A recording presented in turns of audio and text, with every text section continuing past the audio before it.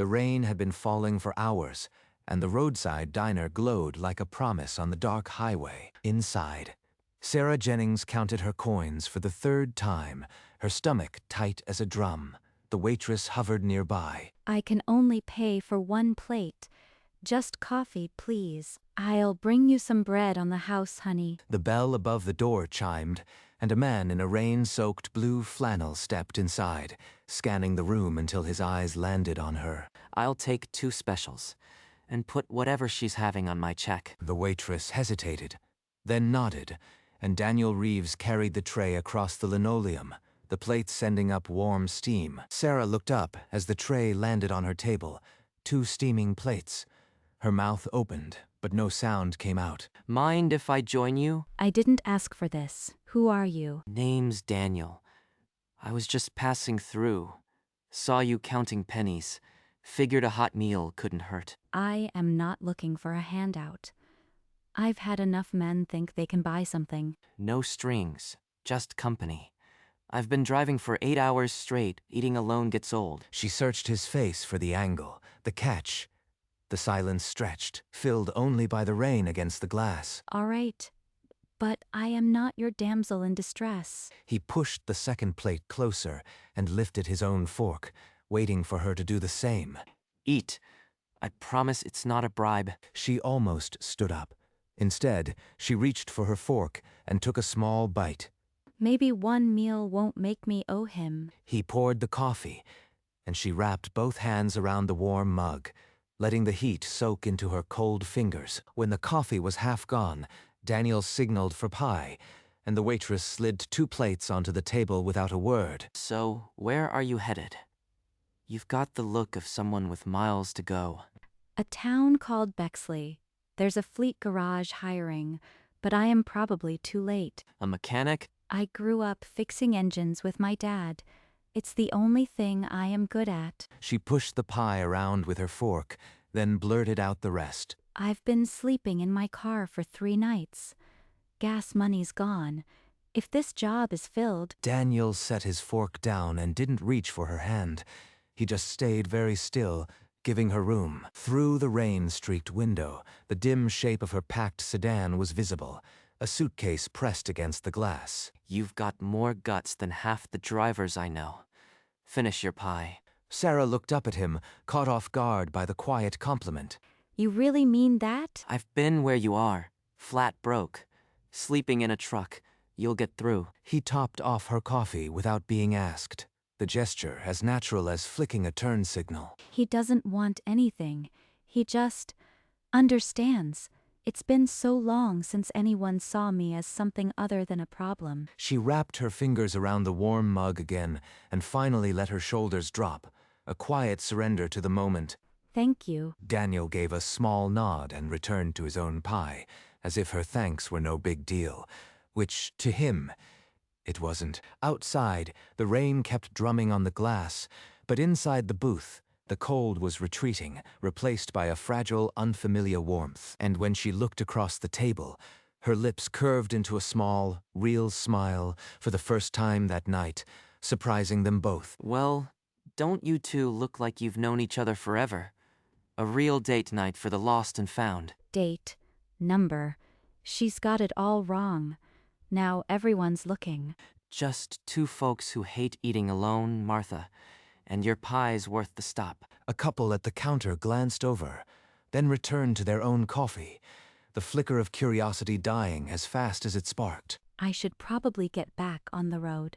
The rain's not letting up, and I've still got 40 miles. Those roads flood easy. At least finish your coffee. Let the worst pass. He's not wrong, but if I stay, they'll keep staring. More coffee, hun, on the house.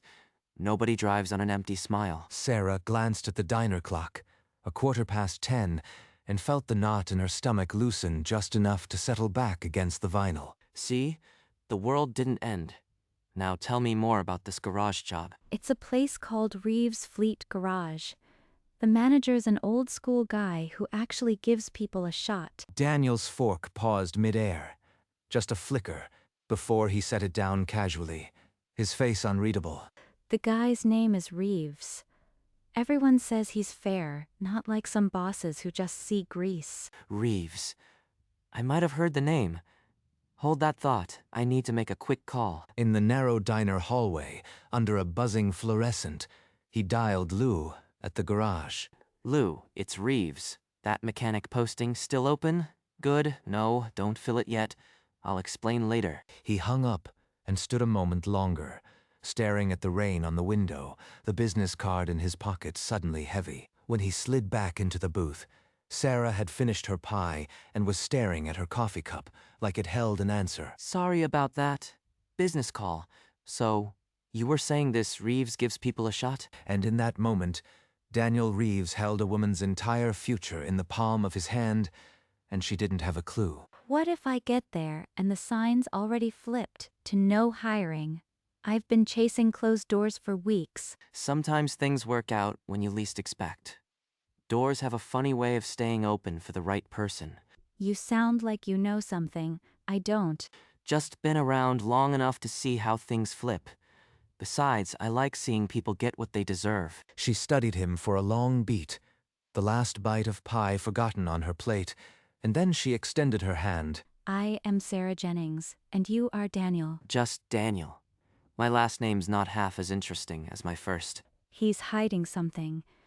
But maybe he's allowed a secret or two. The handshake held a second longer than necessary, and when they let go, the empty plates between them seemed somehow smaller. Now, Sarah Jennings, finish your story. I want to hear the rest before you hit the road. So I used a spatula to pry off the carburetor. My dad walked in and said, "That's not in the manual." Your dad had a sense of humor. I'd like to have met him. Sarah glanced at the clock, nearly midnight, and the weight of her journey settled over her again. I really have to go. Thank you for the pie. And the company. She dug into her purse for a few crumpled bills, her last dollars, and tried to push them across the table. Put that away. It's already covered. I can't let you pay for everything. I am not a charity case. I know you are not. That's not what this is. Just two people who shared a meal. She held his gaze a moment longer, then stood and walked toward the door without looking back. Daniel sat alone in the booth, the rain still drumming, the half-empty coffee cups the only proof she'd ever been there. Through the rain-streaked glass, Daniel watched her silhouette turn the key, a hollow click that seemed to swallow whatever hope she had left. She tried twice more, the engine coughing once and dying before she gave up and stumbled out into the downpour, hood already up. Not tonight. I can't lose this chance because of a dead battery. For a long moment, he didn't move. Then he threw a crumpled 20 on the table, grabbed his coat, and pushed through the door. You look like you could use a hand. It just died. I don't have money for a tow, and I am already late. I've been here before. Let's see if we can coax it back to life. He leaned over the engine, rain plastering his hair to his forehead, while she stood back, arms wrapped around herself, teeth chattering. Just like old Roy helped me. Pay it forward, Reeves. The rain kept pouring, but under the diner's neon glow, two strangers were suddenly not quite so alone. I just need it to get me to Bexley. If I miss this chance, I don't know what I'll do. You'll get there. This old girl just needs a little persuasion. Mr. Reeves is supposed to be the kind of boss who actually looks at your skills, not your resume. Daniel's hand froze on the wrench. The name echoed louder than the thunder. Everyone says he's fair. I just hope he'll give a stranger a shot. I think Mr. Reeves would be a fool not to. Now, try the ignition again. She slid behind the wheel and turned the key. The engine coughed, sputtered, and roared to life. It's running. I don't believe it. You saved me. Just a loose connection. You would have found it yourself in daylight. The car was running, but between them hung a secret that weighed more than the rain-soaked night. I can't thank you enough. Please, let me pay you for the repair. It's the least I can do. I won't take your money. Just get to that interview and show them what you've got. He reached into his rain-soaked flannel and pulled out a small white card from his wallet. If you ever need a hand, or just want to say thanks properly. She took it between cold, wet fingers, not looking at the print, and placed it on the passenger seat. He stepped back, and she cranked the window shut. The rain hammered against the glass. The old sedan's engine coughed once, then pulled smoothly out of the lot, its taillights blurring into red streaks. Daniel stood alone on the wet asphalt, the neon sign painting his shoulders, water dripping from his chin. Inside the car, on the passenger seat, the card lay face up. Daniel Reeves, manager. Reeves Fleet Garage, the name she hadn't seen yet. She drove into the black rain, holding hope she didn't realize had just been handed to her. Daniel stood alone in the wet lot, staring after vanished taillights. Martha stepped out, wiping her hands on her apron, and called to him. She'll be all right, Daniel. That one's got grit. I hope so. She's got a long road ahead. He didn't tell Martha about the card on that passenger seat, but its weight pressed against his ribs. Martha patted his arm and went inside, leaving him alone with the neon hum. When the cold seeped through his coat, he entered the diner, the bell chiming in the empty room. Their booth was still unmade. 2 coffee cups, a smear of pie, a crumpled napkin. He slid into her seat, lifted his cold coffee to the spot where her smile had been, and somewhere in the black rain, his business card rode shotgun with a woman who still thought he was just a stranger. The morning sky was scrubbed clean by the storm. Sarah's old sedan rolled into the lot of Reeves Fleet Garage. She pulled the business card from the dash, still unread, and tucked it into her damp palm. You look a little lost. How can I help? I am Sarah Jennings. I am here about the mechanic posting.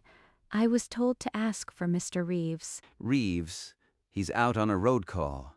Should be back shortly. Have a seat over there. Her throat tightened. She nodded, crossing to a worn vinyl chair by the window. The card was still crumpled in her fist. He's not here. What if the job's filled, and he's just being polite? The garage bay echoed with metallic clanks. She stared at the office door, counting each passing minute, a handwritten schedule on the wall. Read manager, Reeves. The name meant nothing yet. The business card in her palm grew damp, and still she hadn't turned it over to read the name. What can you tell me about Mr. Reeves? I've never actually met him. About your age. Brown hair, always in a blue flannel. Drives a Beeling filling Phoenix naturally. Drives a beat-up pickup. Keeps to himself but treats us right. Sarah's blood went still. The description matched the stranger from the diner too perfectly. With trembling fingers, she turned the card over and read the name she should have read last night. Daniel Reeves. He knew. He sat across from me, listened to my desperation, and never said a word. She sank back into the vinyl chair, the card pressing into her palm like a brand. When exactly is he supposed to get here? I need to see him. Any minute now. He texted from a road call. You okay? You look like you've seen a ghost. She didn't answer. She just sat, every nerve on fire, staring at the door he would walk through. The name Daniel Reeves burned into her skin, and she swore she wouldn't leave without an explanation. The office door swung open, and Daniel Reeves walked in, wiping grease from his hands. He stopped when he saw her. You are the manager, Mr. Reeves. You listened to my whole story and never said a word. I was going to tell you, but I wanted you to get here on your own steam. So this was all some test. The meal, the card, the car repair. Number. The meal was just a meal. The card was a door. The car repair was what anyone would have done. He's not lying, but it still feels like charity. He stepped closer, voice dropping so only she could hear. I've been broke before. Someone gave me a chance. I wanted to give you one without making you feel indebted. He held out his hand, waiting for hers. The job's yours if you still want it. No strings, just work. Show me what you've got. I can't take it. It still feels like I am getting something I didn't earn. You think I'd risk my shop on someone who can't do the work? I saw you handle that car last night. That wasn't luck. He pulled a worn chair and sat down across from her, the same way he had at the diner booth. 10 years ago, A man named Roy fixed my truck for free and told me to pay it forward when I could. I am just passing it on. He's not doing this for recognition. He's doing it because someone did it for him. The anger in her chest loosened, replaced by something that felt dangerously like hope. So here is the deal. You work a trial week. If you are as good as I think, the job's permanent. If not, no hard feelings. A trial week. Just based on my word? Based on the way you talked about engines. Based on the fact you didn't give up when your car died. She looked at his extended hand, the grease still under his fingernails, and for the first time she believed the offer was real. All right, Daniel Reeves. You've got yourself a mechanic. I'll prove myself to you. Their handshake sealed more than a trial week. It sealed a promise neither quite understood yet. Lou, get our new hire a uniform. She's starting now. Right this way. Overalls and gloves are in the locker room. She pulled on olive drab overalls and tied a work apron around her waist, the fabric stiff and new but feeling like armor. Her hands found a wrench. The familiar weight settled into her palm, and everything else fell away. Lou assigned her a routine brake job, and within minutes she had the caliper apart, moving with a quiet, practiced grace. Through the office window, Daniel watched for a long moment, then returned to his paperwork, a faint smile creasing his cheek. She's good. Reeves didn't even flinch when the torque wrench slipped. By noon, the garage echoed with the sound of her wrench, and the trial that had started as a gamble already felt like the beginning of something permanent. 3 months later, the garage had become her second home. Her hands were calloused, her name painted on a locker. One quiet afternoon, she sat in the break room, sorting through the worn leather wallet she'd carried for years. Wedged behind a faded photo, a yellowed slip of paper caught her eye.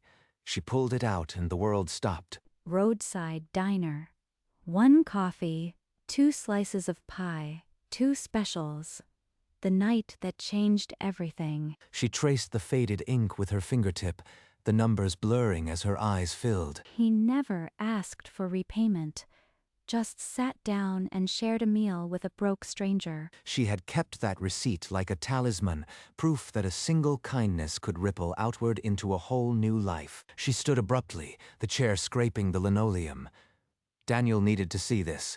He needed to know what that dinner had done. She walked through the garage, past the bays, where she had proven herself, toward the office, where he was working. The receipt was clutched in her hand, a fragile link to the rainy night that had set her free. She opened the office door and set the yellowed receipt on his desk without a word. That day, you ordered 2 plates. You sat down and changed my life. Daniel stared at the faded numbers, his jaw tightening as the memory flooded back. You kept this all these months? I've kept it every day.